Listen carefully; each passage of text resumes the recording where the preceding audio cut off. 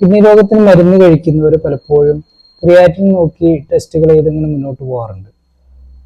അപ്പൊ ഇവര് ക്രിയാറ്റിൻ ഇപ്പൊ തുടക്കത്തിൽ ഒരു 5 അവർക്ക് 4 വന്നു, അപ്പൊ അവർ ഹാപ്പിയാണ്. അങ്ങനെ ട്രീറ്റ്മെന്റ് ചെയ്ത് മുന്നോട്ട് പോവുകയാണ് ചെയ്യാറുള്ളത്. പിന്നീട് ഒരു വർഷമോ 2 വർഷമോ കഴിയുമ്പോൾ ഒരു ഹൈ ക്രിയാറ്റിനിലേക്ക് വരുന്നു, അല്ലെങ്കിൽ അവരുടെ ബോഡിയുടെ കണ്ടീഷൻസ് വളരെ വീക്ക് ആവുന്നു.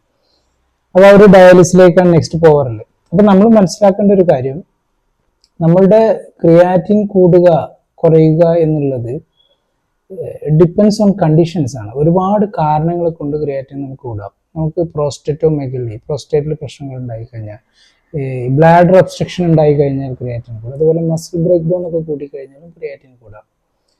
കിഡ്നി പ്രശ്നം വന്നു കഴിഞ്ഞാലും ക്രിയാറ്റിൻ കൂടാം. അപ്പോൾ നമ്മൾ കിഡ്നി ട്രീറ്റ്മെന്റ് ചെയ്യുന്ന സമയത്ത് ആ ട്രീറ്റ്മെന്റിന്റെ ഇംപ്രൂവ്മെന്റ് ഉണ്ടോ എന്നുള്ളത് നമ്മൾ മനസ്സിലാക്കേണ്ടത് നമ്മുടെ ഫിൽട്രേഷൻ റേറ്റ് കൂടുമ്പോഴാണ്.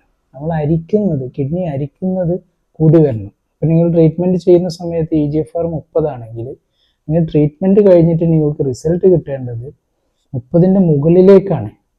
അപ്പോൾ ട്രീറ്റ്മെന്റ് ചെയ്യുന്ന സമയത്ത് ക്രിയാറ്റിൻ 5 ഉണ്ട്, ക്രിയാറ്റിൻ 4 വന്നു. പക്ഷെ നമ്മൾ പലപ്പോഴും GFR നോക്കാറില്ല.